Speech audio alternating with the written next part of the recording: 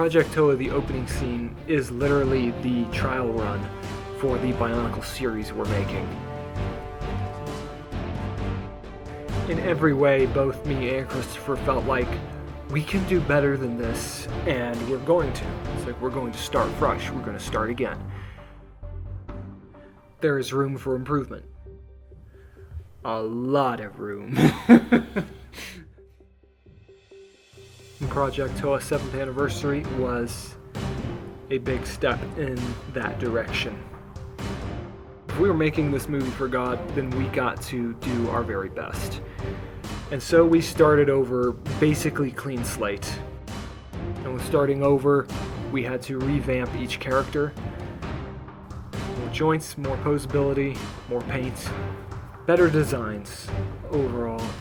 Start fresh. And that means remaking the set from scratch also. Yes, I'm still using cardboard, but this time it's Green Lantern, so I think it will fly. That just came naturally. So this is Onipu's Secret Laboratory 2.0. Now I'm trying to branch into new elements like melting styrofoam for rock formations and introducing what looks like big tree roots into this laboratory, using some of the same rocks as they were in the original scene, because they're great rocks. It's like they're really flat and fantastic. As you can see, we included a lot more details into this new laboratory scene than we did the old one. Like an anvil, a forge, a very impressive Toa rig, and a 3-way opening door.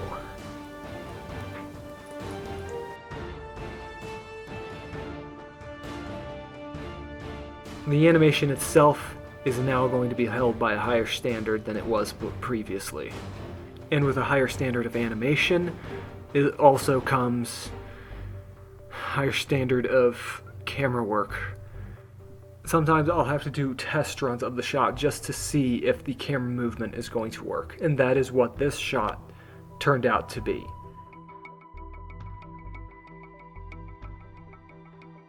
My hope was that these webcams would be good enough quality to be able to get away with official footage, but clearly there was a big quality jump. So this shot here ended up just becoming a trial run for the Canon T2i. What's his name? Amos, right. Forgot for a second. This new take was going to be much harder to maneuver with a Canon T2i. What are you doing? I'm animating. So, just a very complicated dolly shot. Because these shots are so much harder, I don't get nearly as much done in a day. It's like sometimes I'll just get like 1 second maybe. Mainly because everyone's moving at once. I mean, if they're out of shot, then I can make them stop moving, but otherwise everyone is in constant motion, which is way harder than before. I'm just watching it for myself.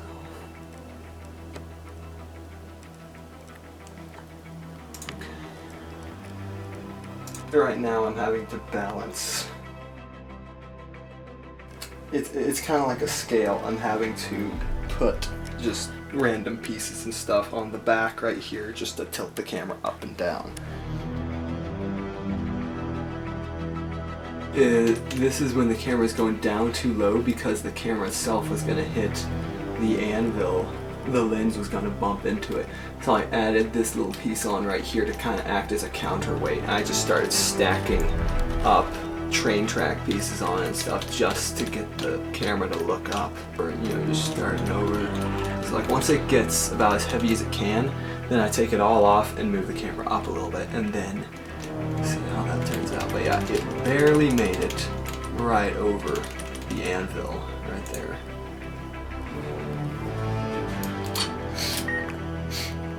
And air came in a little bit.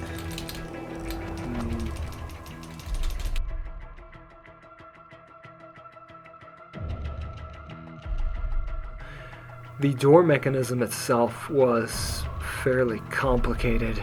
We used like real Lego motors and stuff for Mindstorms.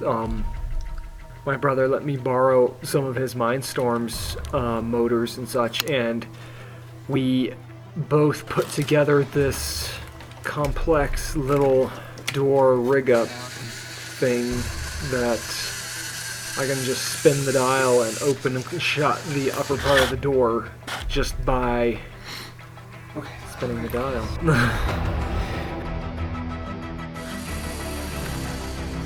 Believe it or not, it actually works better in stop motion when you're just doing it a little bit at a time than when you're actually performing for a camera. It just kind of gets stuck.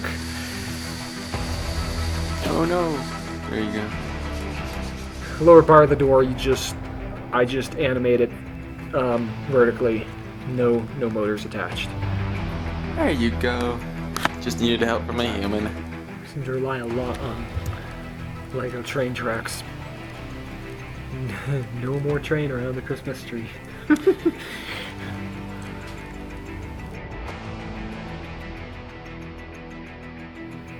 For this next shot, to give myself a little bit more direction as to what I'm supposed to be doing, I took a preliminary pre-visual shot with my webcam just to get the basic idea of how I want the camera to move in this shot, and it actually really helped the final results.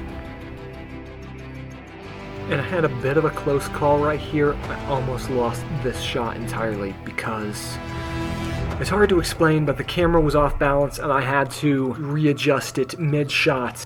I basically ruined the camera's position three-dimensionally. I was working at that for such a long time, just retaking frames, trying to get it back to where it was. Every time I was trying to adjust the camera to get it closer to what it was, it just kept getting worse and worse.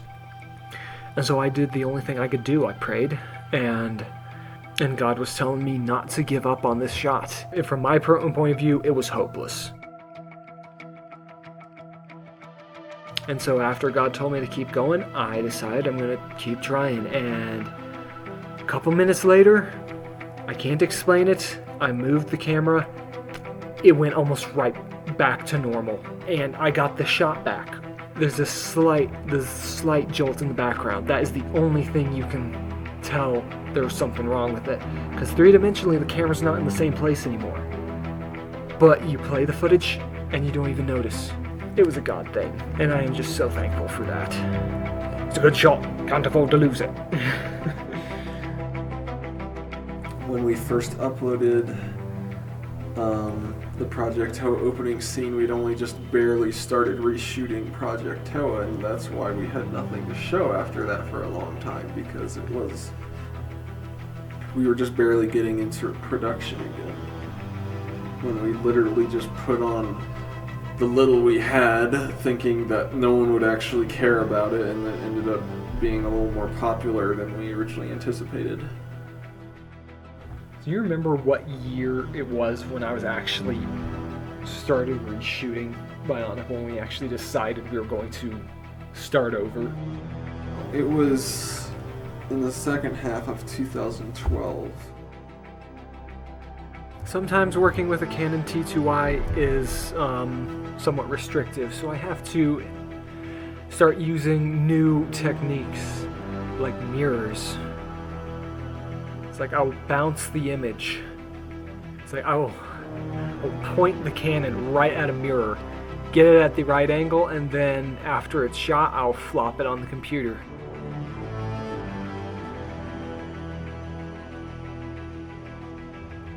Using mirrors to get those really tight shots you just can't get otherwise, without the camera just going through the floor or something like that. And it just makes for some really nice angles and actually gets some fairly nice camera work also if you leave the camera work to the mirror.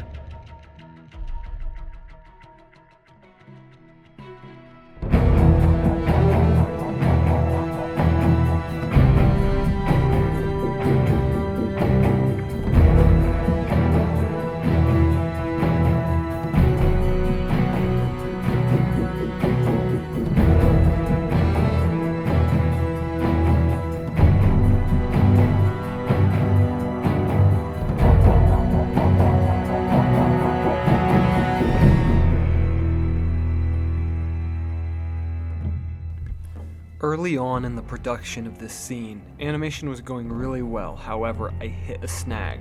My computer picked up somewhat of a bug or a virus and had to be taken in to be fixed, which put a brief halt to my animation progress.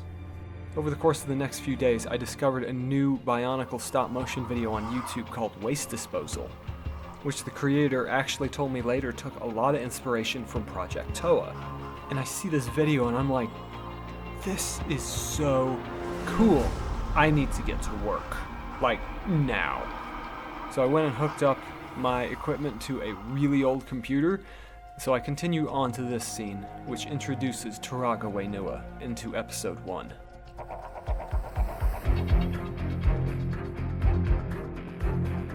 So these blueprints of Onua became a pretty necessary part of this scene, and the creation of these blueprints was actually a long, fairly drawn-out process, which involved a lot of drawing, scanning these pictures onto the computer, and then a lot of digital work. And then when it's all said and done, print out a shrunk copy of these blueprints that are to scale to a Matoran figure. Oh, no. Other techniques for other shots sometimes can get quite cluttered and oftentimes involves a certain amount of rigging just to keep these characters in play, to be able to suspend them mid-air if ever they need to jump or run or simply take one foot off the ground at a time. What I started using is just basically connecting them with Bionicle parts and limbs that are attached to wooden beams that I attach to tripods, which I counterweight to be able to hold up the figure. Walking's hard. I'm not going to lie. Stop motion animating walking is potentially the hardest thing you'll ever do. Here's another example of a haphazard rig up. Sometimes we have to resort to blue screening for some of the wider, much more expansive tunnels underground.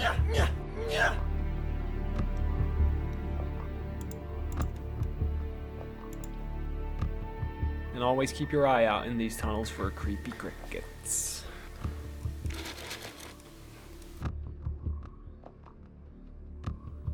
A typical tripod can usually get me through most shots. However, if I want to do any kind of camera moving shots, like on a dolly, I have to get a little creative with that myself. In fact, I've made up this kind of Technic rigging for my camera, which I screw the camera to. And this little dolly has proven to be pretty useful. I've used it many times over the years. I can't stand static shots, though sometimes it's necessary. I try to do moving shots as much as possible. And this is what I call the Project Toa team. These are the Matoran who are ultimately responsible for saving the island of Motunui in Project Toa. Onipu and Turaga Wainua, Atero, Nobua, Lamachi, and Draga. And yes, the idea for Nobua was pretty much inspired off of this little scene in the Legend of Motunui game. I just had to fit this cute little guy in the story. So these Matoran are pretty much the most brilliant minds on the island. A bit of an odd ragtag team. Lamachi isn't even an Onu Matoran, he comes from Pokoro. But he simply decided to lend a hand. Bottom line, these little guys give their all for the island of Motunui. In this new version of Project Toa, the construction process of Toa Onua is far more in-depth and extensive. That's one of the things I like about it so much.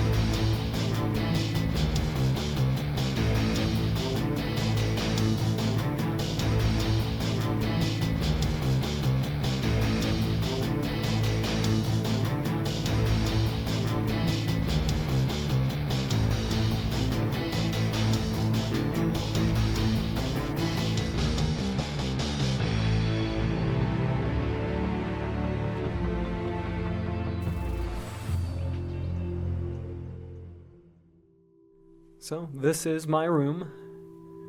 In the middle of a shot right now.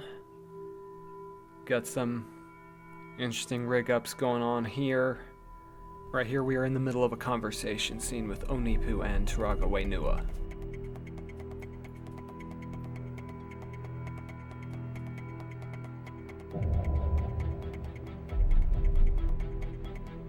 This Matoran forge here is one of my favorites of the new installations I made into this laboratory scene.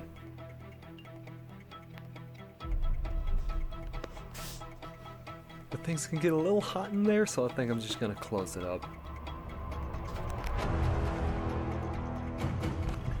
I'm trying to give the laboratory more of a greenish kind of hue. Grant. I'm trying to make the lighting a little bit more interesting as I go. We want these shots, once they are finalized, to look like something a little bit more like this. Somewhat inspired off of the laboratory in Legend Reborn. We've definitely put a lot more work and effort into this laboratory than before. And I feel certain it's all going to pay off in the end.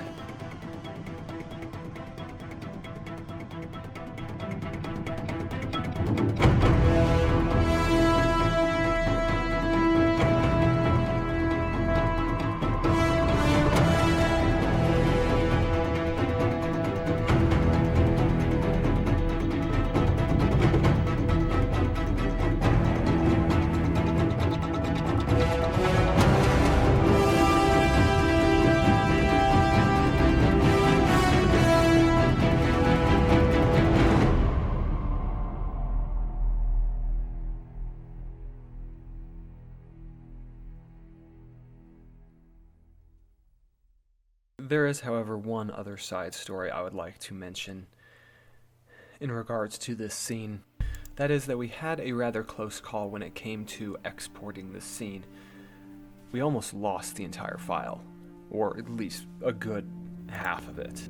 I realized I'd never actually exported this 3 minutes of stop motion footage, so as soon as I set about to do that, I discovered that there is a frame, a corrupt frame in the entire file somewhere that made it no longer able to be exported. And I was genuinely concerned that I might possibly lose 3 good minutes of footage. We were finally able to locate where the frame was, multiple frames, that had become corrupt. And at that point I knew I might be able to export everything before it and after it. However, whatever shot that has the corrupt frames in it, I'm at least going to lose 1 good shot. Worst case scenario. I was praying so much that it would not be an important shot, that in some way God could salvage this. But when it came down to it and I actually identified the frames that had to go, that's when something amazing happened. See, a lot of times when I'm animating, I never delete even unusable shots. Shots that I animate halfway through and decide need to be reshot. I always leave those frames behind. And it just so happened that is exactly where the corrupt frames had been tucked away in. And so, when it came down to it, I was going to lose a shot that I've already reshot in the past. But that never would have happened if I had deleted this shot that I couldn't use. The whole thing was preserved. And this is the new and improved shot that I animated right after. And this is the one you will see in the actual film. Just one of the small little ways that God's helping us to finish this project well.